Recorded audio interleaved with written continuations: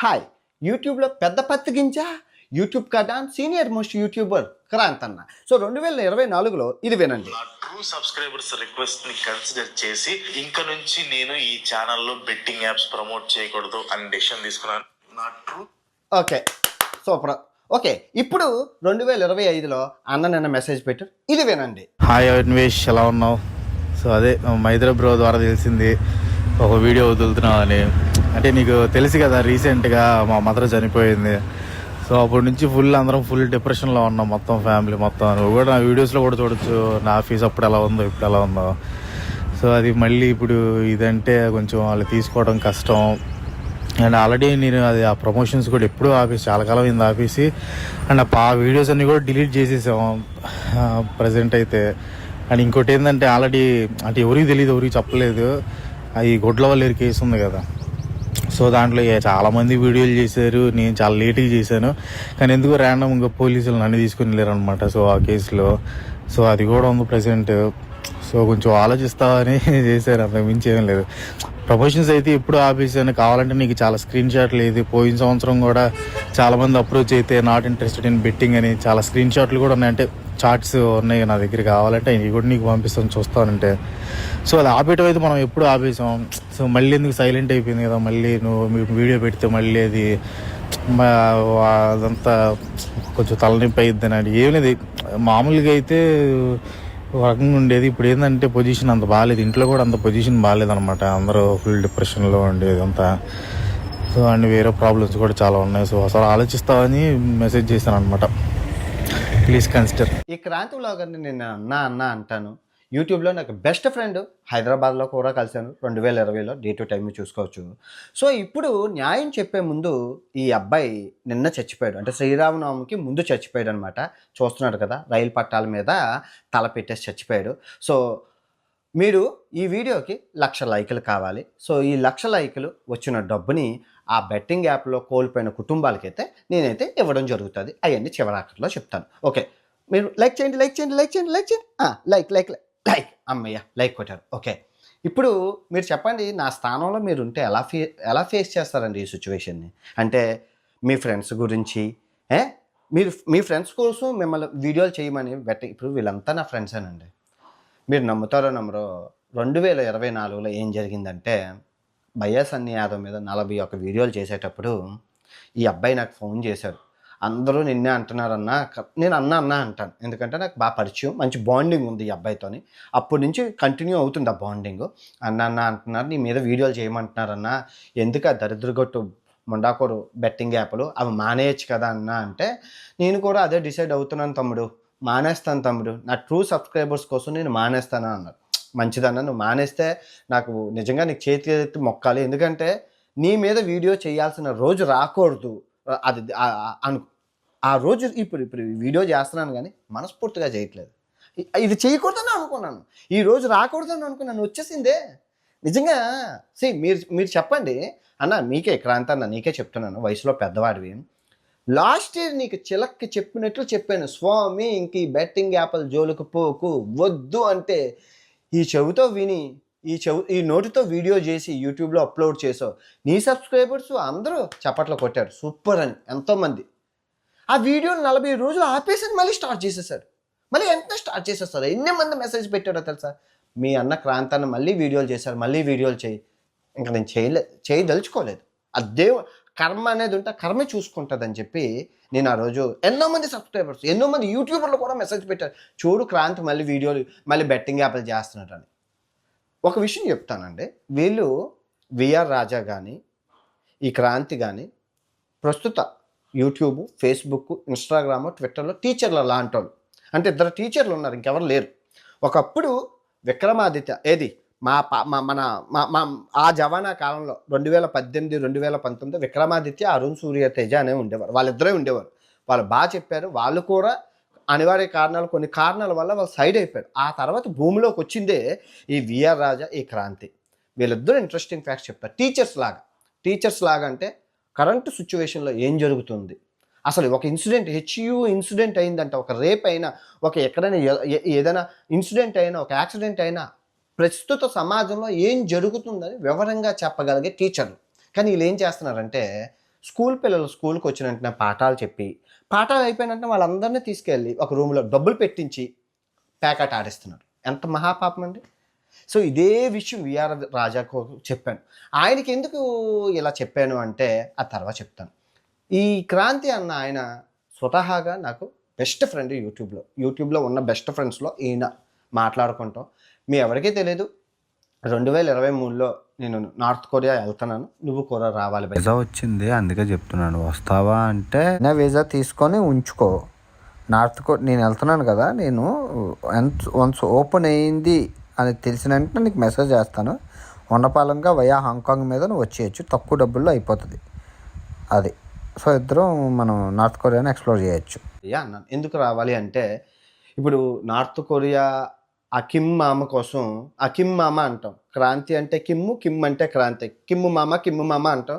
ఈ దగ్గర ఒక 20-30 వీడియోలు చేశారు ఆ కిమ్ మామ మీద.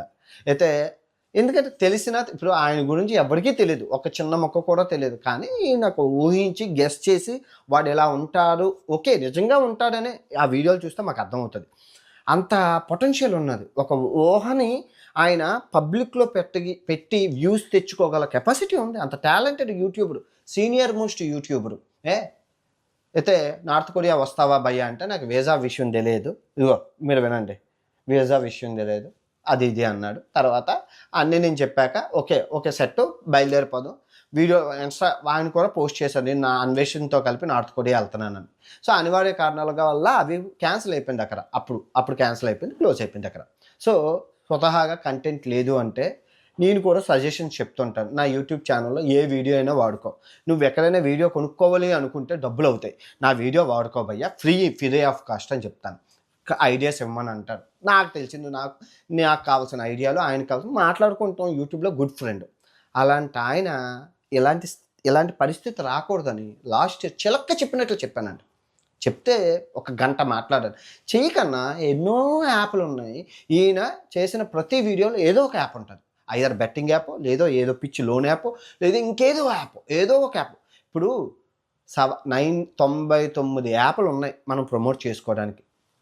School books app, college app, educational app, IPS యాప్లు, ఐఏఎస్ యాప్లు, అది కాకుండా సామాన్లు, పప్పు దినుసులు, ఉల్లిపాయలు, టమాటాలు, నువ్వు ఏదైనా ప్రమోట్ చేసుకోవచ్చు ఆన్లైన్లో. బ్యాంక్ది అదైతే డిమార్ట్ అకౌంట్లు ఎన్నో చేసుకోవచ్చు. అవన్నీ వదిలేసి బెట్టింగ్ యాప్లో ఎందుకన్నా అని నేను చెప్తే నేను చేయను తమ్ముడు, ఇదే లాస్ట్ అండ్ ఫైనల్, నీ మీద ఒట్టని చెప్పాడు. మళ్ళీ స్టార్ట్ చేశాడు. ఇంకేం చెప్తాను ఈ పెద్ద మనిషిని. మళ్ళీ ఇప్పుడు మెసేజ్ చేసి నన్నైతే తగులుకోకు అంటున్నాడు. ఎలా అన్నా చెప్పు, నా స్థానంలో నువ్వుంటే ఏం చేస్తావు, వదిలేస్తావా? ఇప్పుడు నా స్థానంలో సబ్స్క్రైబర్స్ ఉంటే ఏం చేస్తారు, వదిలేస్తారా? ఇక్కడ తమ్ముడే ప్యాకెటే. ఈవెన్ మా సొంత తమ్ముడు ఉన్నా, మా సొంత చెల్లి ఉన్నా, మా అమ్మ ఉన్నా, ఫస్ట్ వాళ్ళని ఎక్స్పోజ్ చేసి మిగతా అయితే వాళ్ళకి వెళ్తాను. కానీ నీ విషయంలో ఎందుకు ఆగానంటే అమ్మ చనిపోయిందని అన్నావు. నాకే బాధ అనిపించింది. చెయ్యాలా వద్దా ఏం చేస్తాను. అందరూ కిందన కమెంట్లు, క్రాంతి ఎంత పెద్ద చేపను ఎలా వదిలేసావు నిజంగా అంటుంటే ఏం చెప్తాను చెప్పు, సమాధానం ఏం చెప్తాను. ఒకడేమో వీడియోయే చేసేసారు, నువ్వు క్రిస్టియన్ అట, నేను క్రిస్టియన్ అని చెప్పారా మీకు? అందుకే వదిలేసామని చెప్పి ఒకడు వీడియో చేసేసాడు. అరే నిజంగా ఆల్రెడీ స్టార్ట్ చేసేసారు దీని మీద వీడియోలు అని నేనేం చెప్తాను చెప్పు. ప్రాంతానికి ఎన్నోసార్లు చెప్పానండి, అన్న మనకు వచ్చింది గాడ్ గిఫ్ట్. ఇప్పుడు ఈ ప్రపంచంలో ప్రపంచ పటంలో ఏ టాపిక్ అయినా మాట్లాడగల అర్హత నీకుంది, నాకుంది, ఇంకెవరికి లేదన్నా. డబ్బులు కంటెంట్ ఉండట్లేదు తమ్ముడు, వ్యూస్ రావట్లేదంటే ఏదైనా చెయ్యన్నా, ఎన్నో అవకాశం, ఎన్నో ఐడియాస్ కూడా ఇచ్చాను. ఇప్పుడు నేను మామూలుగా అండి ఇంతకుముందు యూట్యూబ్ రాకముందు విక్రమాదిత్య, అరుణ్ సూర్యతేజ్ అని చెప్పి వాళ్ళిద్దరు వీడియోలు పడుకునేటప్పుడు నేను వినేసి అలా పడుకుని పోతాను, అలా నిద్రలోకి వెళ్ళిపోతాను, ప్రామిస్. ఎందుకంటే నిద్రపోతాను కాబట్టి అబద్ధం ఆడకూడదు. వాళ్ళు ఎలా పడుకొని అలా వెళ్ళిపోతాను. ఆ తర్వాత వాళ్ళు వీడియోలు చేయకపోయేసరికి విఆర్ రాజావి, క్రాంతివి, వీళ్ళిద్దరివి ఆన్ చేసుకొని అలా నిద్రలోకి వెళ్ళిపోతాను. ఎందుకంటే నాకు ఇంట్రెస్టింగ్ ఫ్యాక్ట్స్ అంటే చాలా ఇష్టం. ఎందుకంటే కొంతలో నాకు నాలెడ్జ్ బ్రెయిన్లోకి వెళ్ళిపోతుంది. అందులో పడుకునే ముందు నాకు ఎవరో కథ చెప్పడం, జోల పాడడం అన్నమాట. నాకు క్రాంతిది, విఆర్, వీళ్ళు ఎన్ని బెట్టింగ్ యాప్ చేశారో సబ్స్క్రైబర్స్ ప్రూఫ్ కాదు, నేనే ప్రూఫ్. నా కళ్ళతో నేనే చూశాను. క్రాంతి చేసేవాడు, విఆర్ రాజా చేసేవాడు. ప్రతి వీడియోలోని ఐదర్ ఏదో ఒక బొంగు గేమింగ్ యాప్, బెట్టింగ్ యాప్, ఏదో ఒక యాప్ అయితే ఉంటుంది. వితౌట్ యాప్ డిస్క్రిప్షన్లో కూపన్ కోడ్ లేకుండా వీళ్ళు వీడియోలు ఉండవు. అది నీకు ఒక విషయం చెప్తానన్నా, మనం ప్రజలకు నష్టం లేనిది ఏదైనా చేసుకోవచ్చు. కానీ నువ్వు ఒక విషయం చెప్పు, ఇప్పుడు ఈ ప్రపంచ పటంలోని ఒక టాపిక్ ఉంది నువ్వు చెయ్యాలి అనుకుంటే. ఫర్ ఎగ్జాంపుల్ ఇలా ఇది స్వాల్బర్డ్ అంటే అది ఉత్తర ధ్రువంలో ఉంది. ఓకే, ఈ ఉత్తర ధ్రువంలో ఉంటుంది పైన. ఈ ఉత్తర ధ్రువంలో ఉన్న వీడియోకి నువ్వు చెప్పాలంటే ఏం చెప్తావు? నేను 10 లక్షలు ఖర్చు పెట్టుకొని వెళ్ళాను. 10 లక్షలు ఖర్చు పెట్టుకొని వెళ్ళి నేను ఏం చెప్పాను? చూశాను కాబట్టి 24 గంటలు సూర్యుడు ఉన్నాడు అక్కడ. 24 గంటలు సూర్యుడు ఉన్నాడు. తర్వాత అక్కడ సముద్రం అంతా మంచుతో కప్పబడిపోయి ఉంది, మంచుతోనే ఉంది, సముద్రం నీళ్లు లేవు, గడ్డ కట్టికిపోయి ఉందని చెప్పాను. 10 లక్షలు ఖర్చు పెట్టుకొని చెప్పాను. నువ్వేం చెప్తావు? గూగుల్ ఓపెన్ చేస్తావు, స్వాల్బర్డ్ అని కొడతావు, సేమ్ స్టోరీ నువ్వు చెప్తావు. ఇక్కడ నాకు నీకు తేడా ఏంటి? నేను వెళ్ళి చూసి చెప్పాను, నువ్వు గూగుల్ చూసి చెప్పావు. ఇప్పుడు నాకు 10 లక్షలు ఖర్చు పెట్టి ఒక వీడియో చేశాను, దాని మీద ఏమొచ్చింది? బొంగు వచ్చింది. నువ్వు రూపాయి ఖర్చు పెట్టుకోకుండా గూగుల్లో ఇన్ఫర్మేషన్ చూసి చేసావు, నీకు ఏమొచ్చింది? 1,00,000 వ్యూస్ వచ్చాయి, 2 లక్షలు వచ్చాయి, 3 లక్షలు వచ్చాయి, 4 లక్షలు వచ్చాయి. వచ్చినట్లేనా? ఎంత అదృష్టం అది! ఎవడైనా ఇంట్లో గుద్ద కదపకుండా డబ్బులు సంపాదించేవాడు ఎవరైనా ఉన్నాడా ఈ రోజుల్లో? అది నువ్వు విఆర్ రాజాకి ఇచ్చారు కదా.